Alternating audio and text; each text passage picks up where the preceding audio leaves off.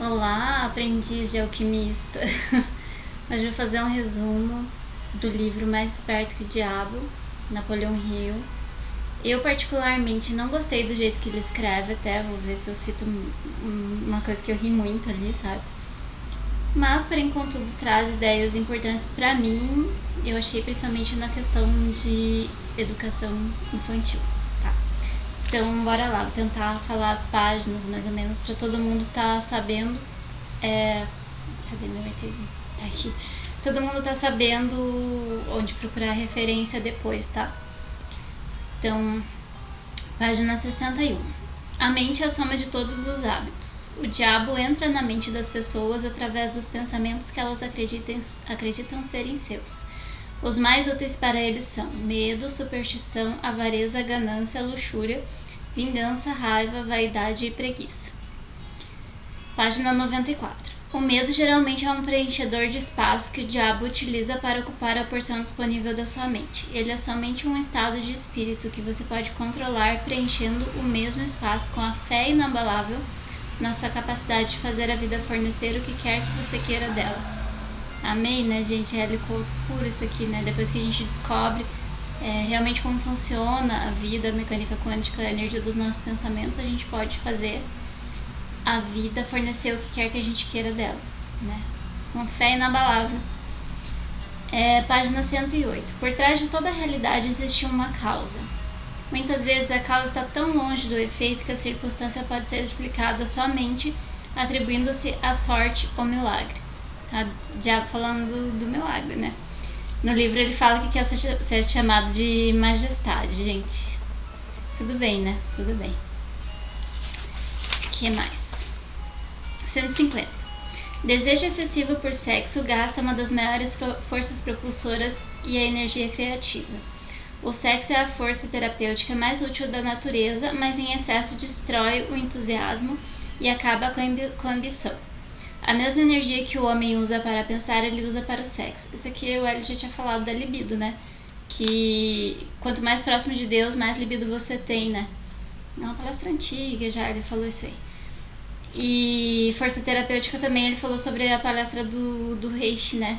Que cura dos bonobos, dos macacos lá, que curou os traumas e tal. Então, realmente, tá... O conhecimento está espalhado em todos os lugares de maneiras diferentes de se falar, mas é o mesmo conhecimento. Hoje eu estava vendo sobre o Kybalion, palestra da Nova Acrópole, recomendo super. Vou tentar deixar o link na descrição do vídeo. A Lucilena é uma pessoa que eu pedi a consciência dela na RH e, nossa, eu amo muito assim o jeito que ela fala. Apesar dela repetir muito certos exemplos, assim, sabe? Ela é muito didática, ela é tipo, nossa, um marco da sabedoria. Eu acho que ela podia ser considerada uma sábia moderna, mas ela sempre se diz que ela é só uma filósofa. Então, aproveitando aqui, 154. Homens sábios mantêm seus planos para si mesmos e evitam expressar opiniões que não tenham sido solicitadas. Isso evita que os outros acessem seus planos e ideias. Quem se expressa demais é por egocentrismo e vaidade. Então isso aqui, tipo, você não deixar, né, um projeto que está muito incipiente, ainda muito bebezinho, você deixar que as outras pessoas saibam e afete ele, né? Então é melhor você esperar ele se consolidar. E essa coisa de quem se expressa demais é por egocentrismo e vaidade, aquela coisa de todo excesso esconde uma falta, né? Então, conselho da majestade, gente, ó. Um orador que fala com emoção, força e convicção é muito valorizado, mas nunca deve impor seu discurso sem ter sido convidado a fazê-lo. Isso aqui também eu associo com o Hélio na questão de você não se meter, né, tentar profetizar ninguém, né, não virar uma testemunha quântica, né, de você ficar tentando falar para as pessoas o que você aprendeu, o que você descobriu, tentar acordar quem tá dormindo, né? Esse tipo de coisa assim. Então, eu vi essa correlação. Eu vou ter que ler mais um monte de parte do Xerox, gente, porque, ó, iluminar a luz por trás das trevas, ó. Uau! Eu nem tinha pensado nisso, porque meu cabelo tava meio ruim, daí eu falei, vou colocar o chifrinho, vai combinar, né? Mas ficou Ai, como é que chama? Enfim, perdi a palavra aqui, mas whatever. Então, no livro do Mais Esperto que o Diabo, como eu falei, ele comenta muito sobre a parte da educação para não alienar as pessoas desde cedo, né? Então, tem várias coisas aqui sobre os pais, os professores e a igreja, tá? Que são... Eu vou ler aqui, mas basicamente eles fazem o merchan da majestade, tá, gente? Qual a relação entre a oposição... Ele fala que a oposição é Deus, tá? São os trabalhadores do bem. Entre a sua oposição e os lares, as escolas e as igrejas. Aí a majestade respondeu: é aqui que eu faço uso de alguns dos meus mais sábios truques. Faço com que tudo que é feito pelos pais, professores e instrutores religiosos pareça ter sido feito pela minha oposição. Isso tira o foco de mim enquanto manipula a mente dos jovens. Quando os instrutores religiosos tentam ensinar às crianças as virtudes da minha oposição, geralmente o fazem assustando-os com o meu nome. Isso é tudo que eu peço deles. Fomenta a chama do medo de tal forma que o poder de pensar de forma apurada da criança fica comprometido. As crianças instaladas, né? Nas escolas, os professores aprofundam a minha causa, mantendo as crianças tão ocupadas decorando informações não essenciais em suas mentes que eles não têm oportunidade de pensar ordenadamente ou de analisar corretamente as coisas que lhes são ensinadas. É aquela coisa, a escola engessa, né, pra você ficar só dando respostas e nunca fazer as perguntas, né?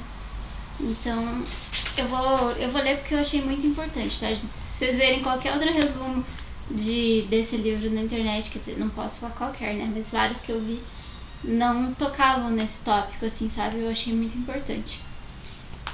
Aí, como, a cafonice do negócio, né? Vai em frente agora, o Napoleão falando na entrevista com a majestade. Vai em frente agora e me dê um catálogo detalhado de todas as mudanças que poderiam ser feitas no sistema escolar e que, por sua vez, o aperfeiçoariam. Gente, sério, tipo, nossa, tinha que ter um estômago, que eu tenho muita raiva dessas coisas que parece que a gente é idiota, sabe? Mas, enfim. Aí a resposta. Você está me forçando a cometer um ato de traição contra mim mesmo, mas aqui está. Ai, Deus, sério, tipo, podia ter poupado, né? Mas, enfim. Vai ter alguém que gosta, né? Deve ter alguém que gosta, mas... Enfim, o livro demorou um tempão, assim, anos e anos pra ser publicado, depois que ele já tinha morrido. Inclusive, tem algumas ameaças aqui dizendo que ele ia ter muitos inimigos por ele expor essa coisa, né? De quem são os aliados da majestade aqui e tal. E... Enfim, né? Enfim.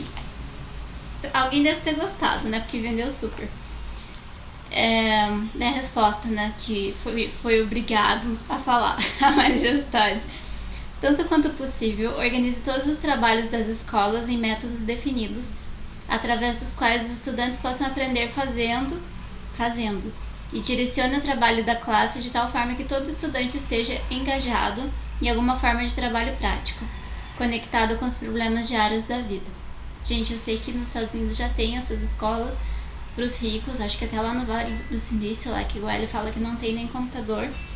Então, que é para ensinar a pensar, né? É muito fundamental que se aprenda a pensar.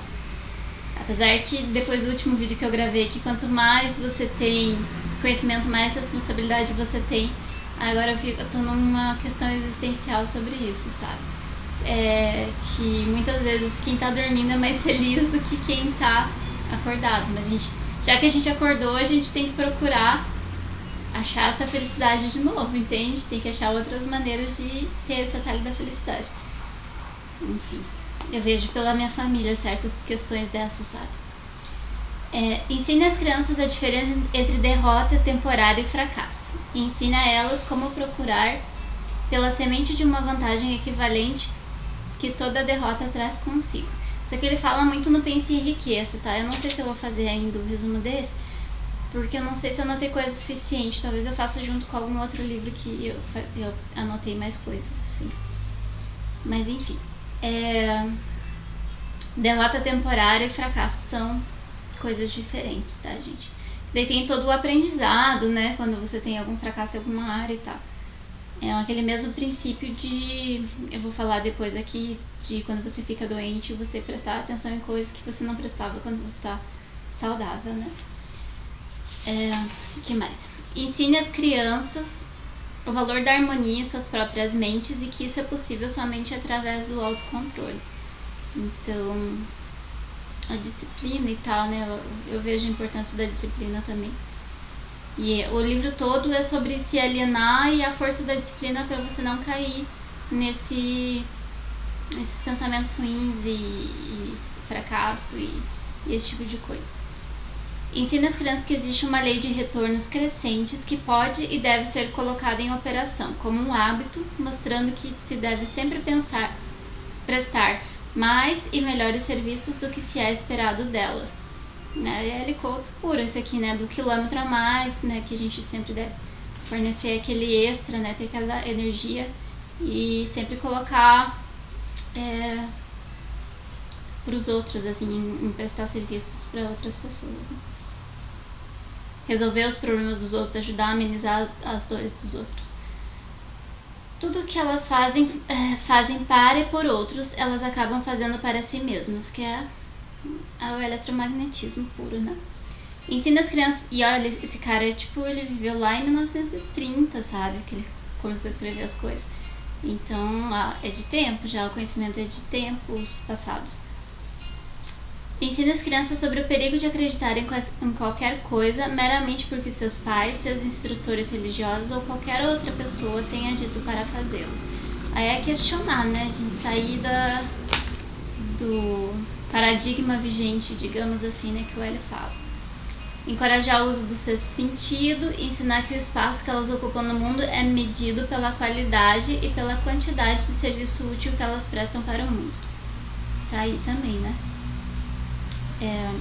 Ensine que suas únicas limitações reais são aquelas impostas por si mesmas ou que elas permitem que os outros estabeleçam em suas próprias mentes. Aí é Matrix em cima da Matrix, né? Tudo que foi ensinado, tudo que a gente acredita ser verdade, tudo que o Hélio tenta mostrar que não é bem assim, né? E pra gente pensar por si mesmo. A única escola de real e valor é a grande universidade da vida, onde você tem o privilégio de aprender pela experiência. Também outra coisa que o Hélio fala muito, né? Você tem que ir comprovar e testar por si mesmo, pesquisar, estudar e etc. Não tomar como verdade só porque foi ouvido, né? Porque as histórias que são repetidas muitas vezes, elas acabam se tornando verdade no pensamento coletivo, porque sim. Tem uma coisa bem importante da Lucilena que ela fala, não vou saber qual a palestra, mas ela fala assim que a voz do povo não é a voz de Deus, porque... Por exemplo, quando lá na antiguidade todo mundo pensava que a Terra era plana ou que o Sol que girava ao redor da Terra, e daí foi uma pessoa, um pensador, que falou que não era assim e todo mundo, nada a ver. Então a voz do povo é burra, né? Porque todo mundo achava certas coisas, mas teve que surgir alguém que cientificamente mostrou que não, né? Então questione as verdades vigentes de hoje, se daqui a pouco não vai chegar alguém comprovando que não é assim, sabe? Então, tudo é duvidável, assim, né? Então, entre outras mudanças necessárias em todos os programas escolares está o acréscimo de um curso completo de treinamento de psicologia e de negociação entre as pessoas. Todas as crianças deveriam ser ensinadas na arte da venda e da persuasão, aprendendo meios de diminuir o atrito nas relações humanas através da vida. Toda escola deveria ensinar os princípios da realização individual, através dos quais se pode obter uma posição de independência financeira. Então é tudo que não ensina, né? A gente ensina a gente ver o que a gente tem de diferença com os outros, né? E começar a rejeitar, né? Formar grupos e tal, depois que unir. E aumenta o atrito na relação humana, o que a gente mais vê agora, né, segmentado, né, que é aquele dilema das redes mostra muito isso, de como força a gente vê só as coisas que a gente concorda e divide mais ainda as pessoas. E a eleição também, né, que teve tanto nos Estados Unidos, a penúltima, né, graças a Deus agora se foi o Trump, né, que é muito assim, não limitado no sentido de burro, mas no sentido que ele fica muito só numa posição, assim, né? Uma verdade única, né? Não, os estrangeiros são um problema e acaba segmentando mais ainda. E não é abrangente, no sentido de não ser abrangente, não ter uma visão, né, mais aberta para aprender, para ver outros aspectos.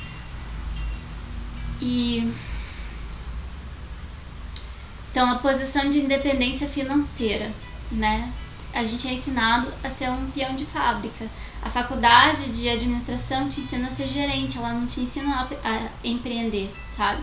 Então, nesse sentido aqui, a escola tinha que ser feita pra gente ter sucesso, né? Pra focar em crescer, em progredir e não em querer concurso público. Olha quem fala, né?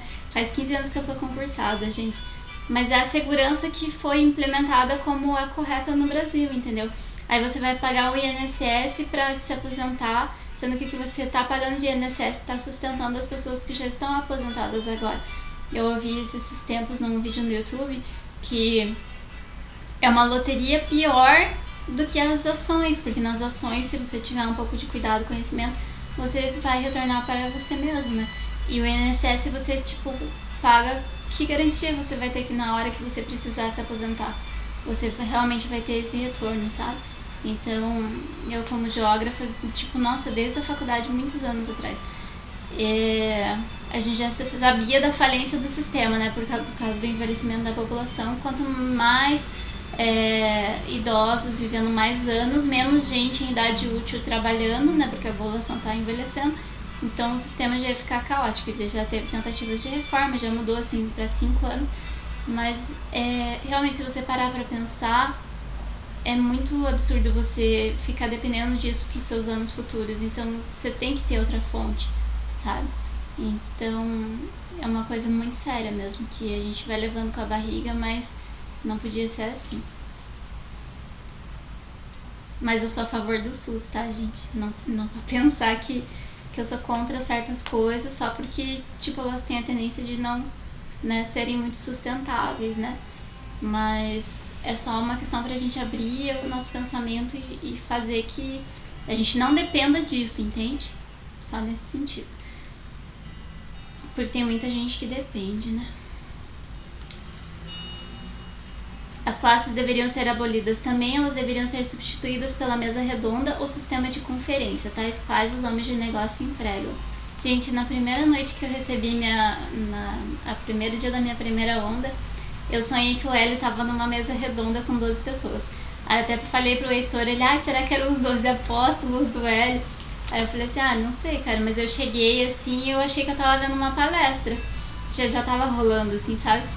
Aí ele pegou e falou... Não, ele não falou nada, ele olhou pra mim, fez uma pausa, e falou assim, em pensamento, tá, pode assistir, pode continuar aí. Aí quando eu acordei, eu falei, nossa, eu acho que eu sonhei com uma palestra do Hélio. Aí depois eu falei, não, gente, mas ele nunca fez palestra em mesa redonda, quando ele fazia era no sentido de auditório, né, como professor mesmo, né. Foi interessante esse negócio. Eu também sonhei sobre uma coisa pra resolver um problema de logística, de entrega de umas coisas que ia ser bem mais eficiente, só que daí se perdeu essa ideia na minha cabeça, não pensei mais sobre logística, porque eu pedi arquétipo de empresário, né? Toda escola deveria ter um grupo auxiliar de instrutores consistindo de homens de negócios, cientistas, artistas, engenheiros, jornalistas, cada qual compartilharia com todos os estudantes um conhecimento prático da sua profissão, negócio ou ocupação. Acho que é similar à feira pré-vestibular isso aqui, né, gente, que você tem um contato maior. Só que eu ainda acho muito prematuro, né, a gente ter que decidir aos 18 anos o que a gente acha que vai querer ao longo da vida, né, então eu acho que isso vai mudando muitas vezes com o tempo.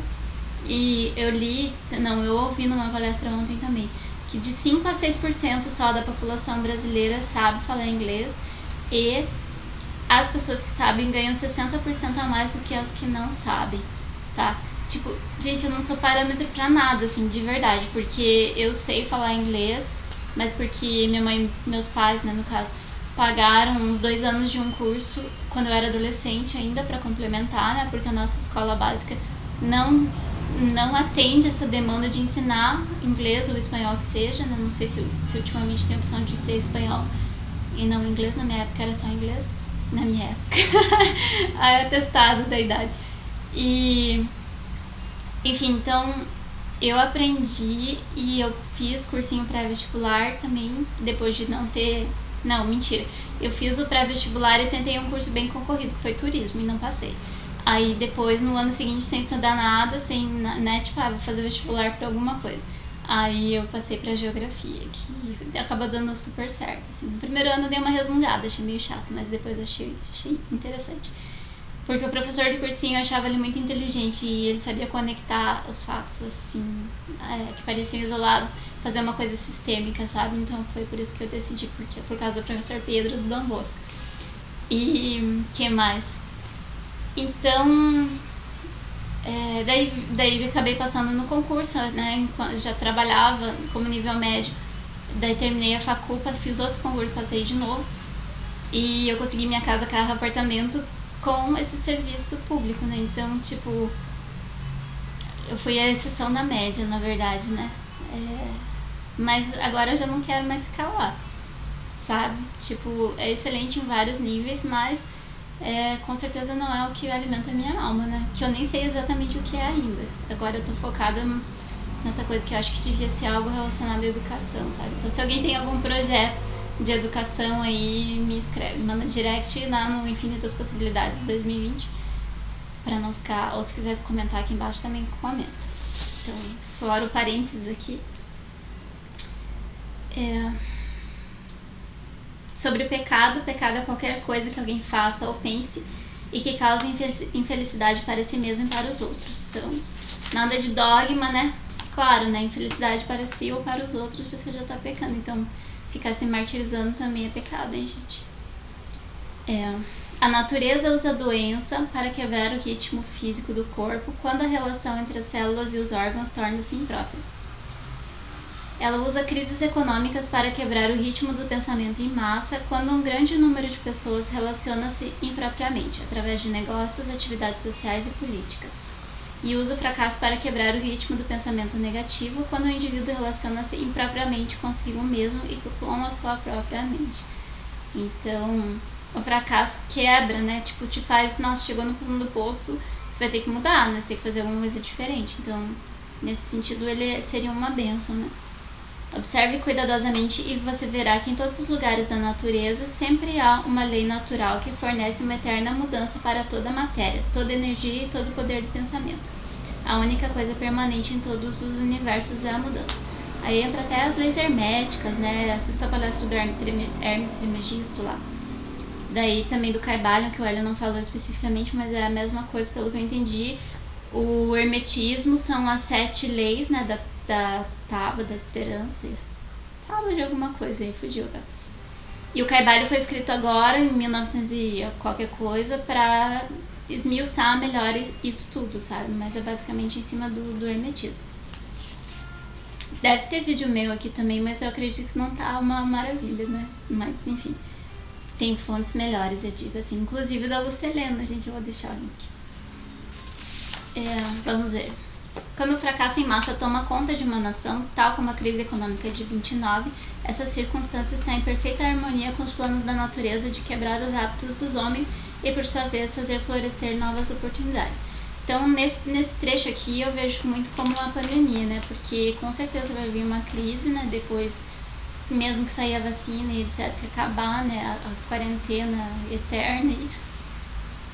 Mas é alguma forma de fazer florescer novas oportunidades. Então, muitas pessoas já estão trabalhando em regime de home office, vai ser definitivo, então vai diminuir poluição, vai diminuir gasto com carro, com estacionamento, áreas desperdidas de transporte, etc., né? Então, com certeza isso já vai ter algum tipo de impacto, né?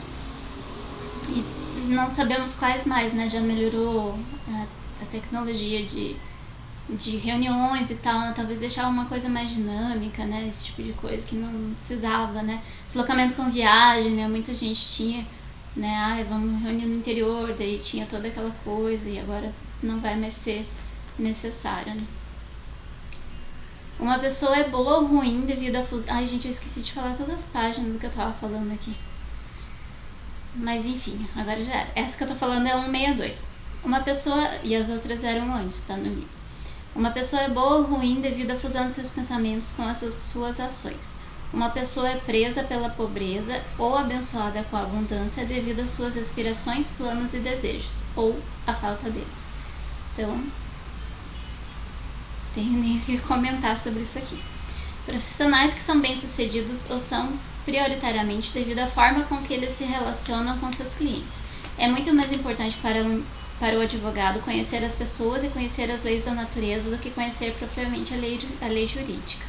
A gente ouviu falar que no futuro não vai mais ter porque estudar direito, que os robôs vão analisar a Constituição sozinhos lá e até fazer os pareceres. Então, fiquem espertos, advogados, vocês têm que saber se relacionar.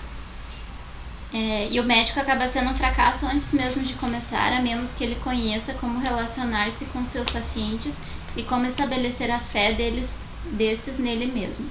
Um casamento fracassa ou é bem sucedido inteiramente devido à maneira com que os participantes relacionam-se um com o outro. Harmonia, né? A gente foca na harmonia.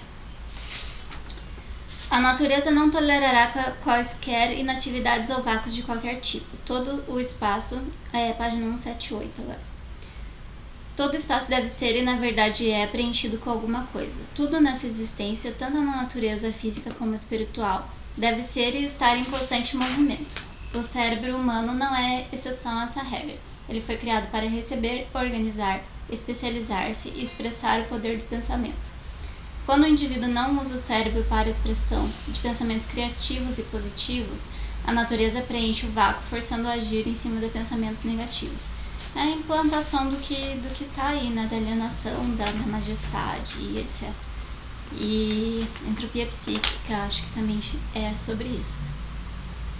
As fontes desenvolvidas de conhecimento são limitadas. Todo o cérebro de um adulto normal é um portal em potencial para todo o conhecimento que existe através dos universos.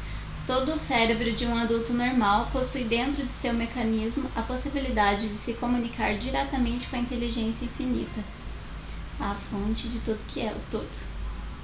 A fonte de onde provém todo o conhecimento que existiu, existe e existirá. Então, gente, para concluir, né? Nossa, tá bem grande, eu queria ter feito menor, mas acabei fazendo comentários, então...